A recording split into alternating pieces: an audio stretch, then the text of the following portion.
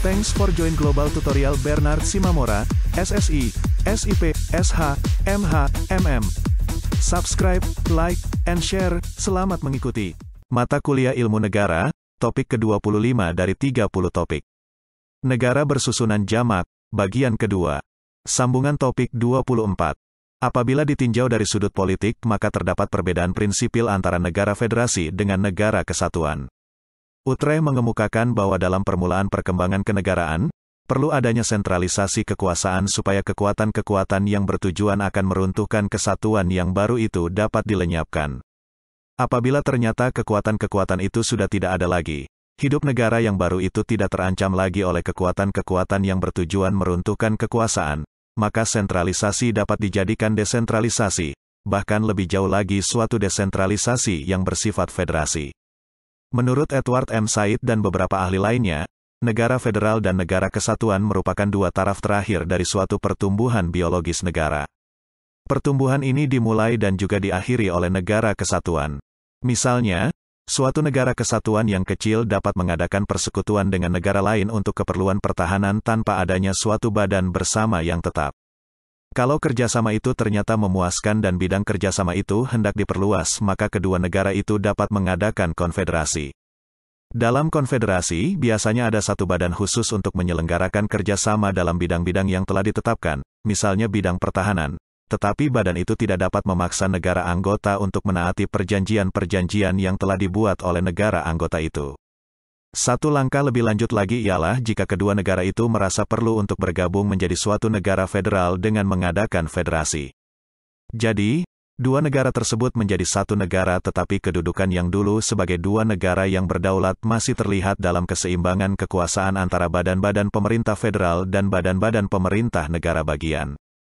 Dan kalau kerjasama semacam itu masih dianggap kurang erat, maka negara federal itu dapat diubah menjadi negara kesatuan. Menurut A.V. Dicey, apabila federalisme itu berhasil baik, maka umumnya merupakan suatu tahap ke arah terbentuknya negara kesatuan, atau dengan perkataan lain federalisme itu cenderung untuk menjadi unitarisme. Adapun sebab-sebab yang mendorong manusia untuk bersatu ialah faktor-faktor seperti persamaan ras, bahasa, agama, lembaga-lembaga politik atau perkembangan sejarah. Dorongan untuk bersatu lebih besar lagi kalau ada bahaya dari luar atau ada harapan dapat memperbesar kemakmuran. Mengenai apakah bentuk federasi ataukah kesatuan yang cocok untuk negara tertentu, haruslah dihubungkan dengan kondisi dan situasi dari negara yang bersangkutan. Hubungan pemerintah pusat dan pemerintah daerah atas dasar otonomi teritorial merupakan konsep dalam negara kesatuan. Satuan otonomi teritorial merupakan suatu satuan mandiri dalam lingkungan negara kesatuan yang berhak melakukan tindakan hukum sebagai subjek hukum untuk mengatur dan mengurus fungsi pemerintahan, administrasi negara, yang menjadi urusan rumah tangganya. Jadi, hubungan pemerintah pusat dan pemerintah daerah atas dasar otonomi teritorial memiliki kesamaan dengan hubungan pemerintah pusat dan pemerintah daerah atas dasar federal, yaitu hubungan antara dua subjek hukum yang masing-masing berdiri sendiri. Perbedaannya, otonomi teritorial, pada dasarnya seluruh fungsi kenegaraan dan pemerintahan ada dalam lingkungan pemerintah pusat yang kemudian dipencarkan kepada satuan-satuan otonomi. Model negara kesatuan, asumsi dasarnya berbeda secara diametrik dari negara federal.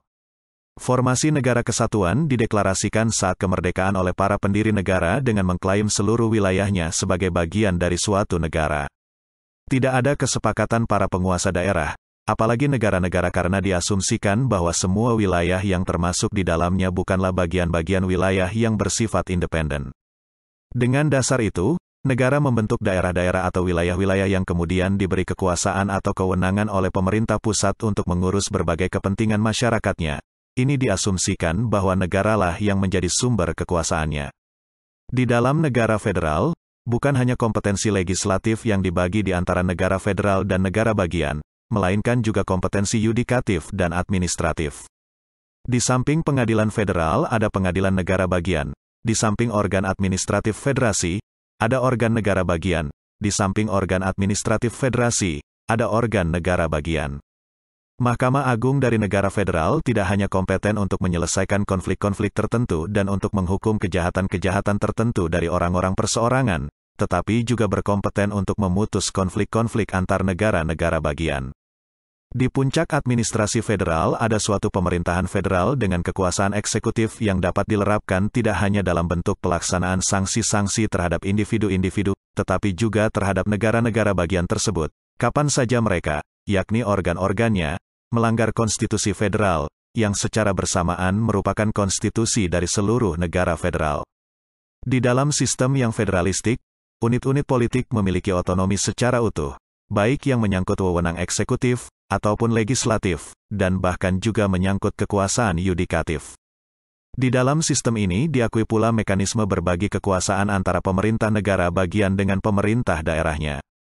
Struktur pemerintahan dalam negara federal tidaklah bertingkat sebagaimana diamati dalam sejumlah negara kesatuan karena hakikat otonomi antara negara bagian dengan pemerintah daerah pada dasarnya sama. Hal yang membedakannya secara mencolok dengan sistem pemerintahan yang unitaristik adalah yang menyangkut kedaulatan. Di dalam federalisme, kedaulatan diperoleh dari unit-unit politik yang terpisah-pisah dan kemudian sepakat membentuk sebuah pemerintahan bersama. Sementara itu, di dalam pemerintahan yang unitaristik kedaulatan langsung bersumber dari seluruh penduduk dalam negara tersebut. Di dalam mengartikan dan memahami bentuk negara federal ini kadang-kadang kita juga digaduhkan dengan adanya bentuk konfederasi. Untuk mencari perbedaan antara federasi dengan konfederasi, George Jelinek mencari ukuran perbedaan itu pada soal ketika letak kedaulatan. Dalam konfederasi, kedaulatan itu terletak pada masing-masing negara anggota peserta konfederasi itu, sedangkan pada federasi letaknya kedaulatan itu pada federasi itu dan bukan pada negara-negara.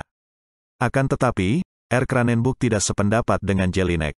Menurut Kranenburg perbedaan antara konfederasi dengan federasi harus didasarkan atas hal apakah warga negara dari negara-negara itu langsung terikat atau tidak oleh peraturan-peraturan organ pusat. Kalau jawabannya ya, maka bentuk itu adalah federasi, sedangkan kalau peraturan organ pusat itu tidak dapat mengikat langsung penduduk wilayah anggotanya maka gabungan kenegaraan itu adalah konfederasi.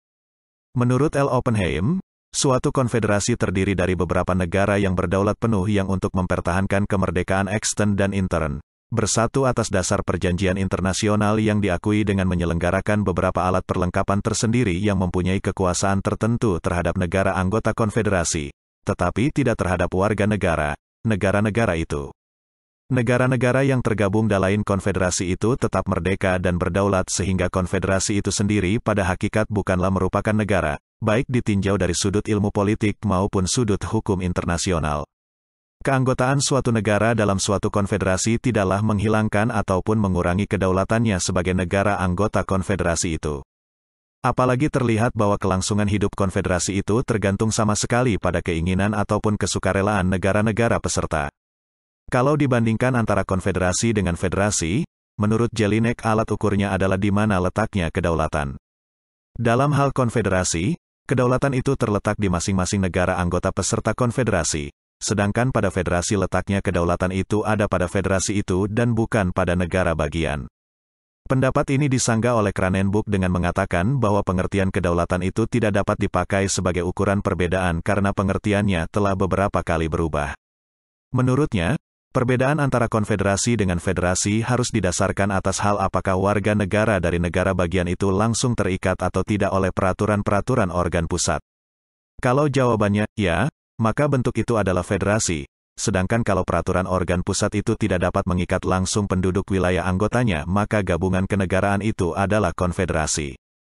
Lebih jelasnya, Kranenburg berpendapat, perbedaan antara negara serikat dengan perserikatan negara-negara konfederasi itu terletak pada persoalan, dapat atau tidaknya pemerintah federal atau pemerintah gabungan itu membuat atau mengeluarkan peraturan-peraturan hukum yang langsung mengikat atau berlaku terhadap para warga negara daripada negara-negara bagian. Apabila peraturan-peraturan yang dikeluarkan oleh pemerintah negara federal, atau pemerintah gabungannya itu dapat secara langsung berlaku atau mengikat terhadap para warga negara dari negara-negara bagian, maka negara federasi itu adalah berjenis negara serikat. Apabila peraturan-peraturan hukum yang dibuat dan dikeluarkan oleh pemerintah federal atau pemerintah gabungannya itu tidak dapat secara langsung berlaku atau mengikat terhadap para warga negara dari negara-negara bagian, maka negara yang demikian disebut perserikatan negara.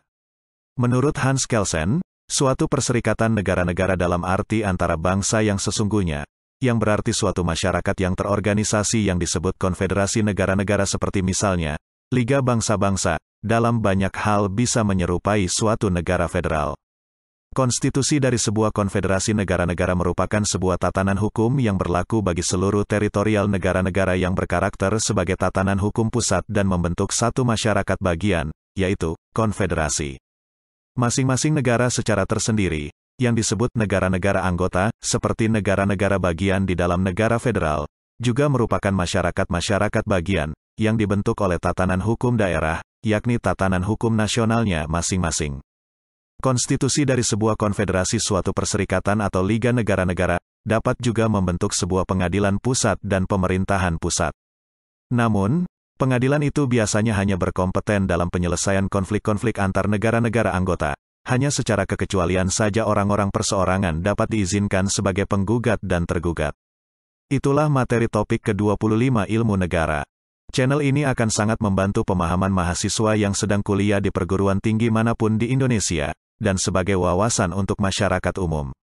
Untuk pemahaman yang lebih baik, putar dan dengarkan video tutorial berulang-ulang. Subscribe dan like, agar Anda mendapatkan update tutorial lainnya.